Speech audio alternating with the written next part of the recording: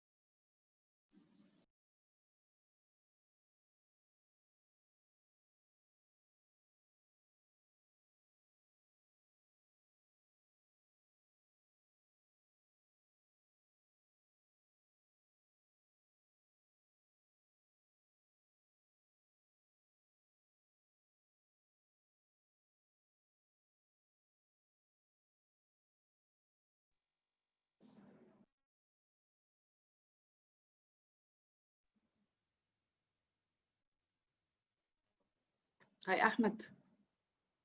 صباح الخير. هاي. صباح إيه الأخبار؟ هو في إيه؟ ما اعرفش صحراء. إيه ده؟ في حاجة غلط. بقول لك تقدر تبعت اللينك الجروبس اللي عندك ماك وكده، اوكي حاضر. على أساس اوكي، لو. هو اللينك اصلا مش واصل لي خالص، يعني طب قصدي هبعته راح لك من هنا. الشات. اه. هبعته لك هنا حالا. حاضر. اوكي. أنا اللي أنا فاهمان في ناس ريجسترد، بس مش عارفة في حاجة اه ممكن غلط. يكونوا مش عارفين يخشوا على اللينك او حاجة، مش عارفة يتبعت يعني. لهم على لا أهو الايميل. أنا بعته اوكي. لك. لو أنت بقى إيه على الفيسبوك وعلى كل حاجة كده قدامك إيه 5 minutes كده حاضر. ماشي. ماشي. هروح واجي تاني. اوكي، ابعت لي لو اوكي في حاجة. ماشي. خلاص. حاضر. باي ماشي. باي. باي.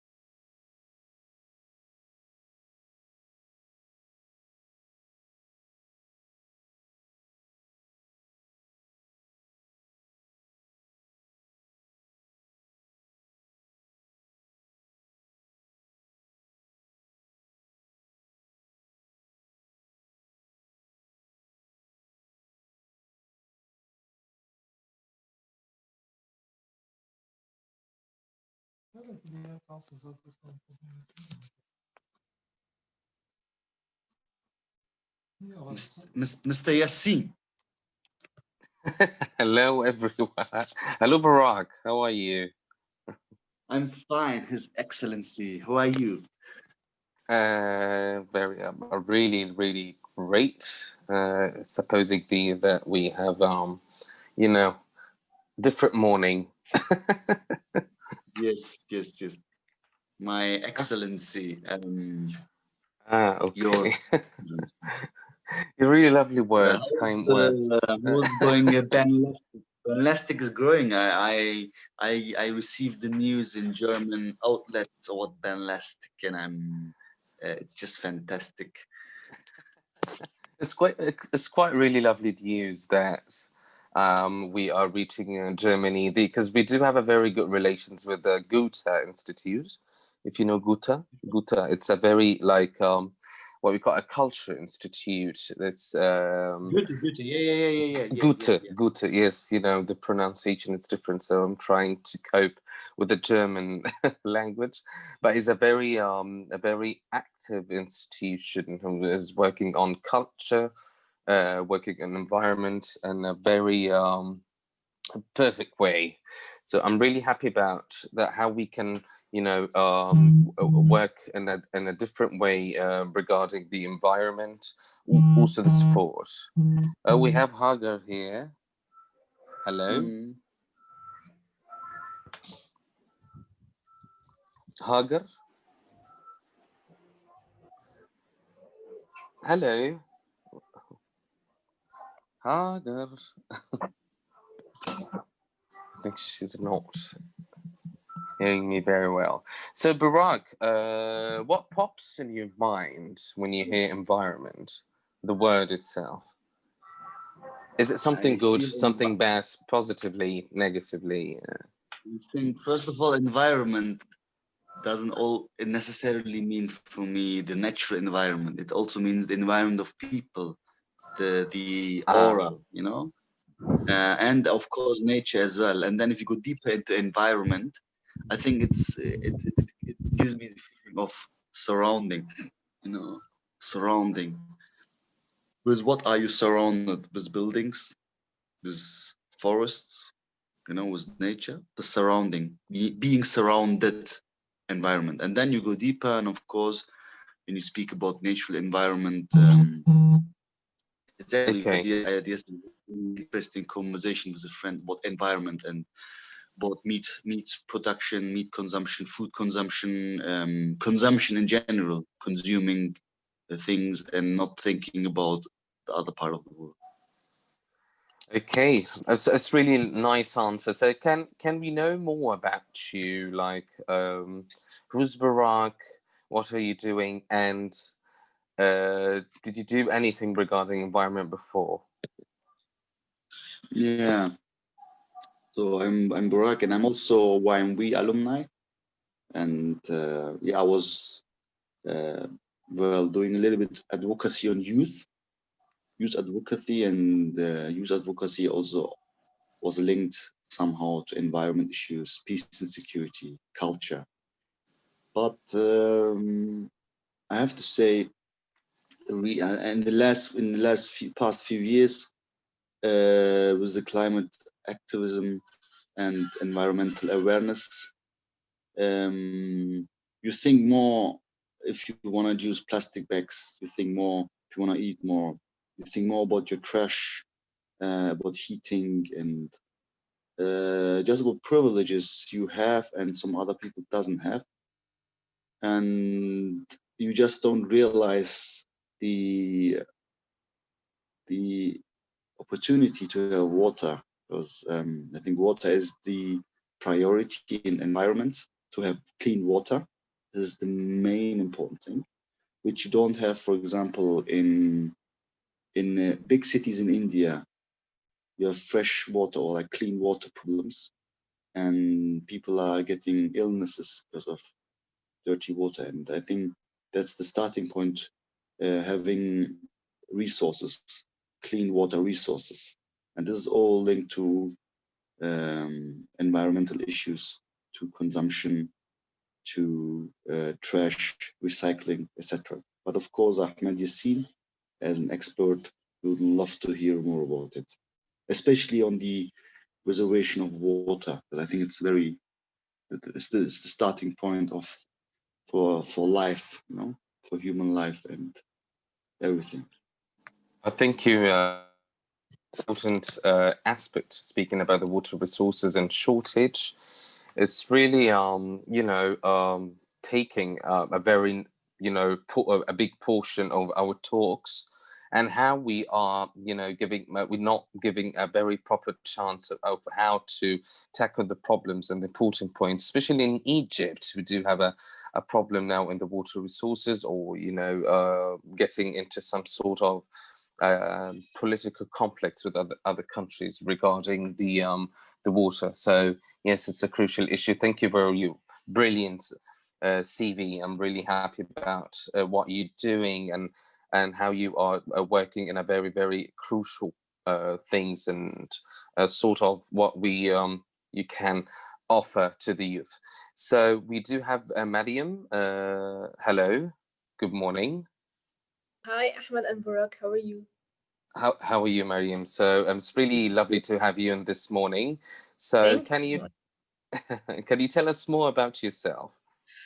Yes. Actually, I'm part of the YMV communication team. I'm supporting Anna and the other people and Ilada and Lovely. even other projects in the communication activities.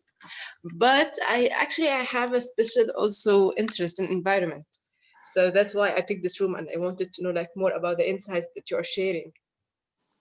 Brilliant, thank you, Mariam. So, what pops in your mind when you hear the word environment? Because I've asked Barak the same question. So, what pops in your mind? So actually, you were talking about Egypt a couple of seconds ago, and I'm also from Egypt, and actually, okay. And I'm from the upper part of Egypt, the very small villages that doesn't have so much concerns about the environment. Actually, I feel like they are lucky enough to have a lot of green spaces, because most of them are working as gardeners. Mm-hmm. So they plant a lot of trees and a lot of vegetables and stuff like this. So you can, of course, you can notice the air pollution rate when you compare it with Cairo, for example. I hate Cairo. I hate the air there. The air is very, very, very poisoned. So with Upper Egypt, yes, they have this advantage when it comes to environment. However, the government doesn't give a lot of attention to them when it comes to the garbage places that they should, the most convenient way and the most safe way to get rid of the garbage. So instead of this, at least in my village, what they do is they gather a huge pile of garbage, and they burn it. Mm-hmm. So the air polluting that they are, or I don't know, the quality of the air that they are, that it's better here because there's a lot of green spaces. It's getting a lot of pollution also from the burning the garbage piles. It's a really important point, really, that you've been mentioning over here, is how people are really dealing with the waste management part, which is, exactly, of course, very, very devastating. That they're burning, and also we do have the waste and the front. So we do have 2 main or 3 main problems regarding the environment impact and adverse impact. So yes, of course, continue, Mary. Yes, sure. And also, I think of recycling things, or recycling wise. I noticed that all Egyptian moms or something, they already do recycling, but in a very limited way. But the concept of recycling, the concept of, I don't know, at least recently there are companies that started to, for example, to be in charge of the garbage. You should call them, and they will come, and you will be sorting out the garbage that you have, and they will try and take it to recycling and reusing them in a certain way. But this culture is not that common in Upper Egypt or in the small villages. So this is what I have in mind. Also, water pollution. Water there is not at all in a good quality for human use at all. And like there is small villages that they are recently having, I don't know the word in English, صرف صحي, so I don't know the word in English. Yes, it's a sort of the surface, which means the the drainage, you can call it the sewage part of the sewage drainage, sewage management, whatever. All names are right. Yeah. It's sewage, the main as a main word. Yes. Yes. So you got really important points. That's all of this popped in your mind when you heard the word. It's really important that I think you're really keen into environment, and you have to, when it's introduced or the word is introduced, you've been really concerned about lots of things and lots of keywords that popped in your mind. That's really lovely. Okay, so I have to introduce myself because I'd love to start, maybe the it's really important to know what I'm doing. Ahmed Yassin, the co-founder of Ballastic Egypt, and Ballastic Egypt started and was founded in 2018.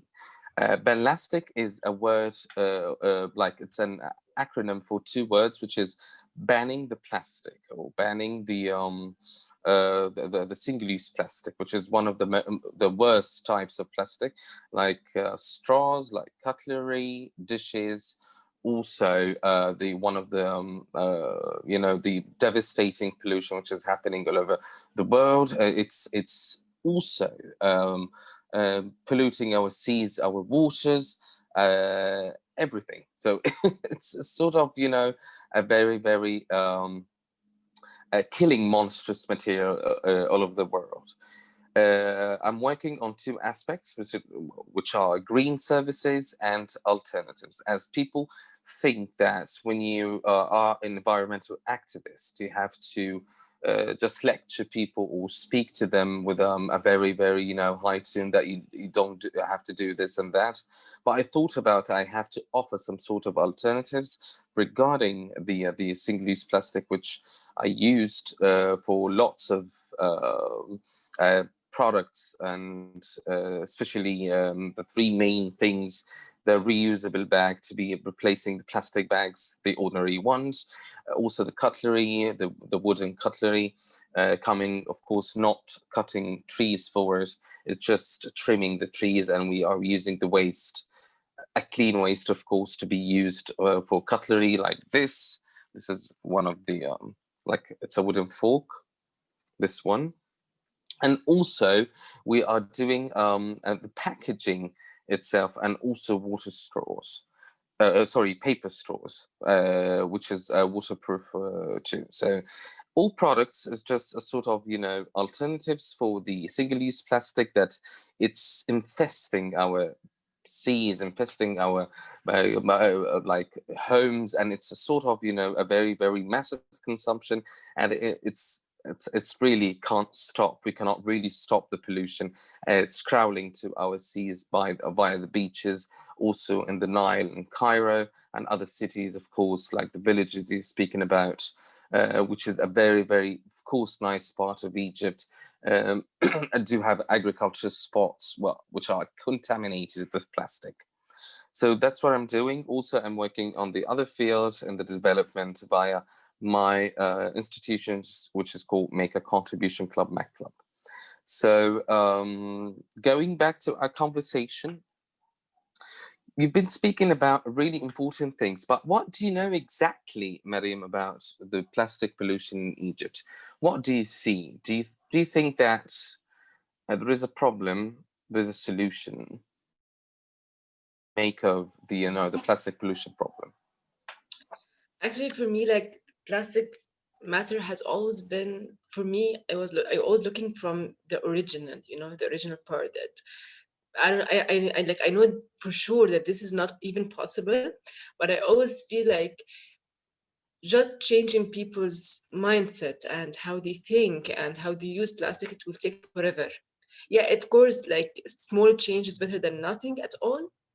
However, I feel like maybe it's supposed to be like a policy that it has to be mandated on the companies or the manufacturers that they already producing plastic as preserving, I don't know, a case for a product or something like this.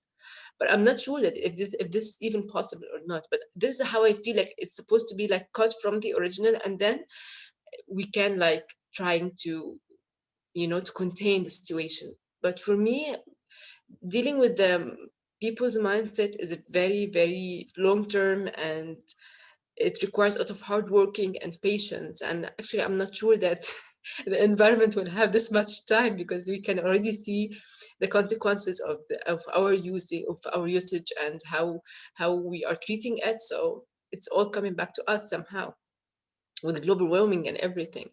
So I'm not sure if we can implement, you know, like a policy or something on the big companies or all the companies actually, and we like force them to use a reusable or a recycling products. So please let me know, like you can tell me more about it, because this is my own personal perspective. I know that it's not like very practical, or I'm not sure if it's even practical or not. So I would love to hear your thoughts also. Yes, of course, that's really brilliant that having this in your mind. Of course, we will speak about in details about the plastic pollution and how it have a very massive adverse impacts. But you really touched upon a very important what's happening right now, how we can tackle the problem. So, Burak, are you here? Would love to hear from you. I'm here, yes. Okay, so as Mariam have spoken about what's going on from her perspective, what do you think about the plastic pollution problem? What do you make out of this word?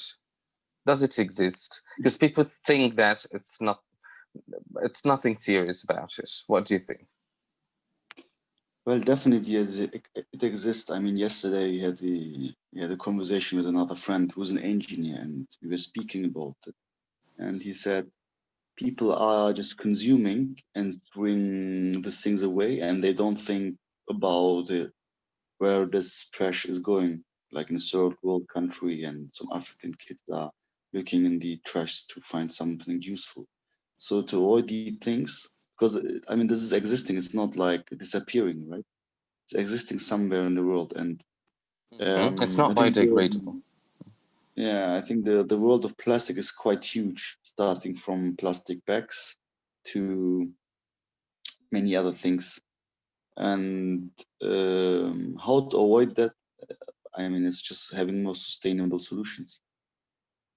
Starting from the plastic bag, as you have done it in Alexandria, banning it and going with their own bag to the markets and buying just directly food. Also, like many other things, they could be more unpacked, which is less costly and which would be easier. But I think also the impact of COVID-19 is making things more packed. So it's also a bit contradicting because of hygiene issues. So yeah, I mean, I think it's a situation, or it's a situation where like environmental scientists and social scientists have to come together and speak about scenarios, what to do on how to avoid plastic. And not just about costs, but also about social issues, right? Hygiene, health issues, and these things. I have a question for you, Ahmed. Which is the biggest plastic pollution? I mean, which sector? That's my question. In plastic. You mean the products itself? Yes. We do have three main wastes, kind of wastes regarding the plastic waste. The cigarette butts, it's all over the place, and Which one? Sorry, you are muted. The host muted me. So the cigarette butt, if you know it, it's a sort of Mhm. the filter or the Yeah. whatever the name is. It's made of plastic, and you can find per beach. And we went to a very clean beaches in the North Coast. I think Mariam is aware with this place. It's a classy place, and we found more than 10,000 cigarette butts in like what we can say 6 or 7 meters squared. Do you imagine? Just because the people that they think that the beach is like a big ashtray, and it got sort of a sandy beach, so it's an ashtray. That's one of the most common waste found according to our waste reports when I've been working in the beach cleanups the last 3 or 4 months. Also, we do have the cutlery, and it depends on the place. So if you are, for example, picnicking on the beach or going to, as a beach visitor, you have the cutlery thing, the plastic dishes, but the plastic dishes weren't that massive or a lot. Also, black plastic bags, because if you are going, for example, are visiting the beach, sometimes they're getting their alcoholic drinks in black plastic bags, which is weird. And so they put it, in Egypt, it's not really something we are familiar with, so you cannot really get it into an ordinary plastic bag. So it's all over the place on the North Coast. Going back to Alexandria, which we do have a massive number of classes, we do have every single type of plastic, especially the packaging of the chips, the packaging of the chocolates, biscuits, everything, and sometimes the straws. So we can say it depends on the part. That's what we've did in our waste report. It depends on where exactly you are. Are you residing in some sort of a classy place, or an ordinary beach, or maybe different governorate? So when it comes to when we go to the Red Sea or or Sharm el Sheikh or South Sinai, to be in general basis, we don't find that sort of waste, because they have a ban law now banning the single-use plastic. So it depends where you are and the place itself. So we can, every type of waste are there. It's existing, but we can say the most devastating now, to be honestly speaking, the packaging, cigarette butts, and every single type of plastic after that.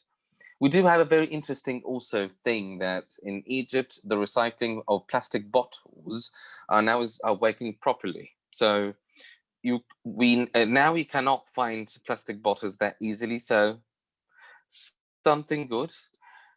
But we do find the plastic caps of the bottles, if you know that, because I'm always having my kit. So it's that sort. It's like that size. You find it everywhere on the beach, everywhere in any waste management facility. It's everywhere. So that's my answer to the question. Okay, so getting back to you, Barak, what do you think about, because you are from Germany, as you said, what do you think about the dealings, or how Germany is dealing with the plastic pollution? Did you see any, prospects of hope about or regarding the waste management facility or the waste management policy in Germany?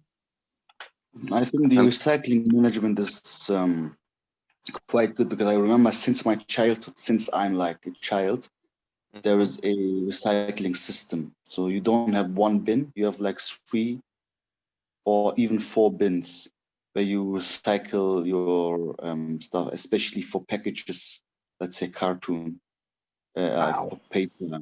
You have one for paper only. Then you have one, it's called the yellow bag. And in the yellow bag, you put the like cans, like let's say tuna cans and other cans and things which are going to be recycled. And then you have a bin where you just put like rests of foods, etc. And there is even it's called the bio trash. You put like bio trash. I mean, you could also put in the bio trash like food, Food waste.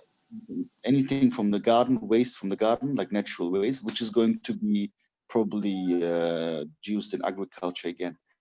And I remember if you put the wrong trash in the wrong in the wrong bin, the they don't pick it up. They just leave it there. They don't pick it up. Perfect. It comes to be a compost, as we said. Such, waste is going to be a compost. Did you hear that word before?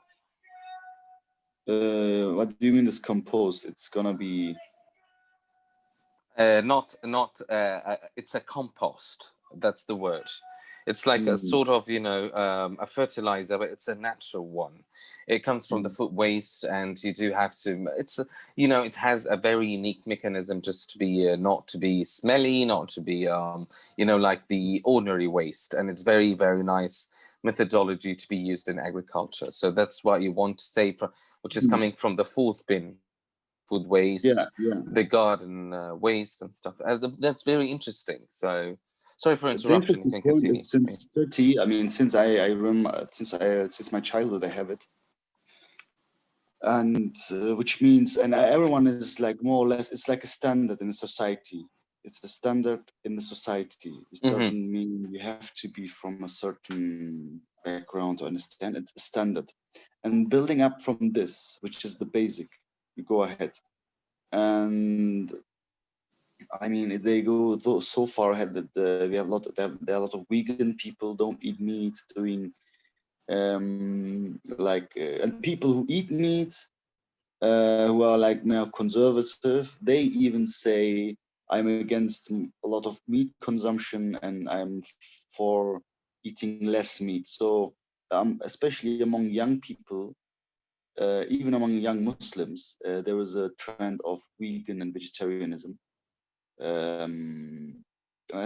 It's just interesting to see the awareness, and not just consuming anything and forgetting about it, but it's about your health, about your environment, and also about saving money, right? It's all three in one.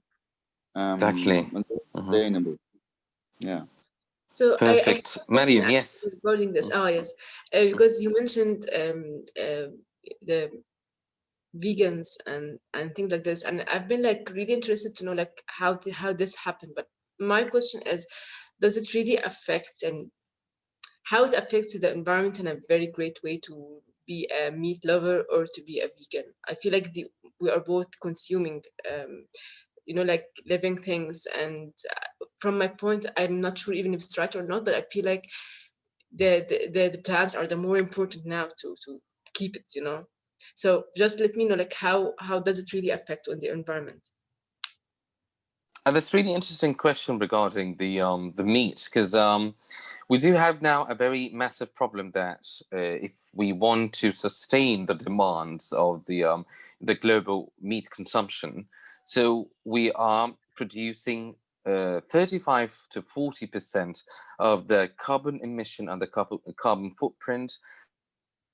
The beef, especially the beef, and because they are, consuming lots of water. They are, of course, producing a methane gas, so it's affecting. And the methane gas, it's one of the most dangerous gases because it traps the temperature, and the temperature, is a sort of, increasing the Earth temperature. We are, working in the environment, and have to that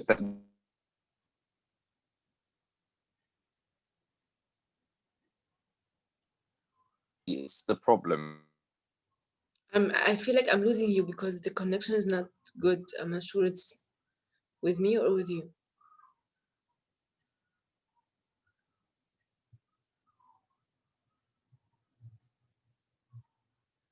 I can't hear anything.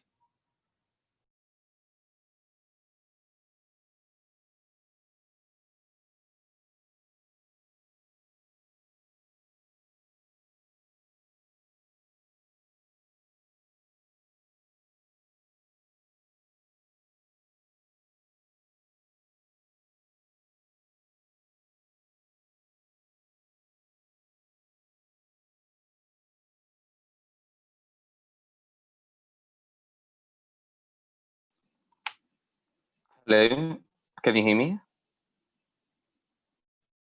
That's Oh, yes. Oh. I think something wrong with the network. So anyway, so we start. So meaning, just to be specific, it's the problem is that you are producing. Do you hear me? It's It okay. happened again. Really? Maybe it's my network. I'm not sure. Because Burak, do you hear me well? Hello, Burak. I think. Yes, I Do- hear you. Yes, yes. You hear No, me? maybe it's Okay. my network. Maybe the network. Yeah, no worries. Okay, so continuing the what I'm saying, that the beef industry is producing from 35 to 40% of the emissions, which is too harmful to the environment.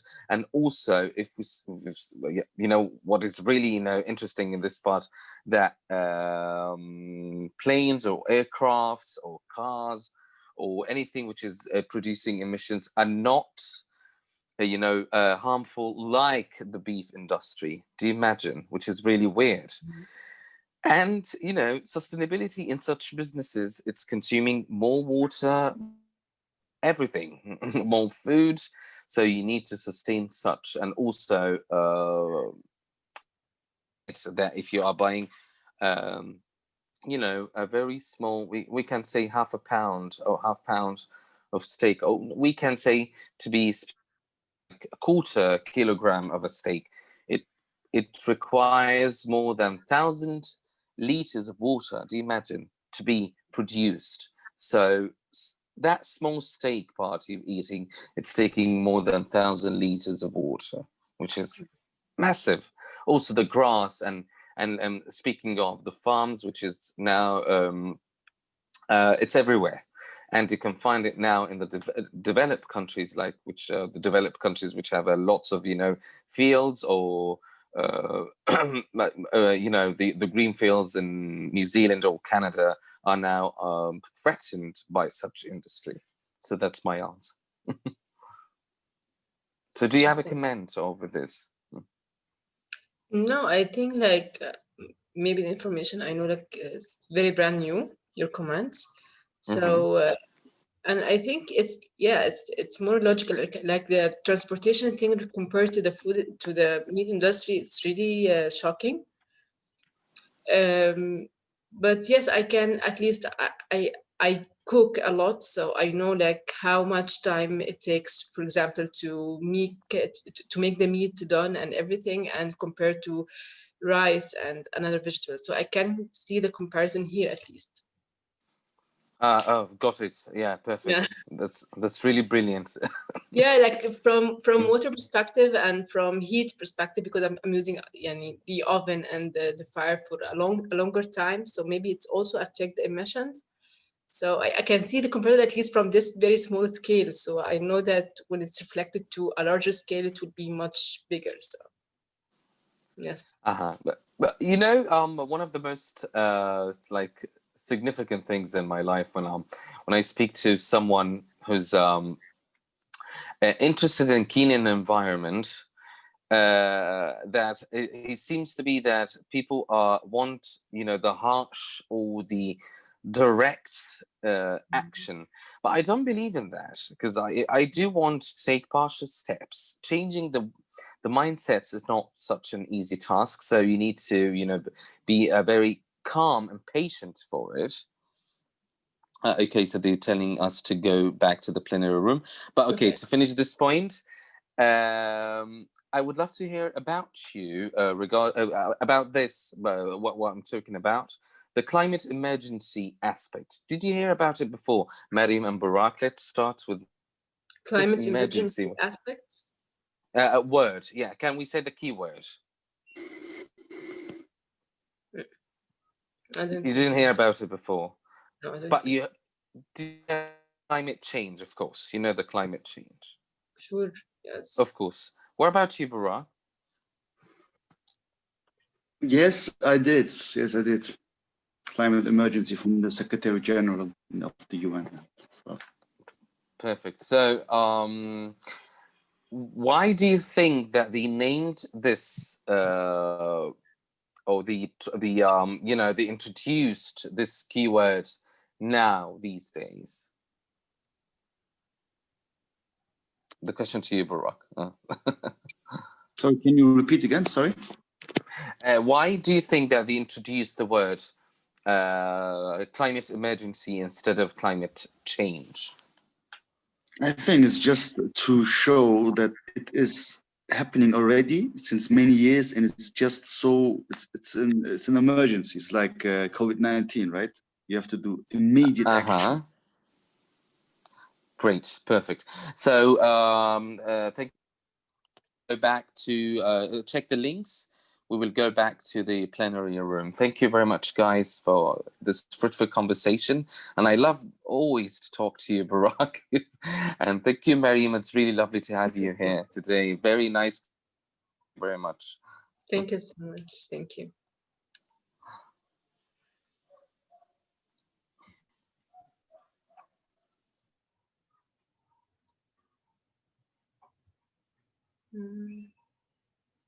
Okay, I don't know how to go back.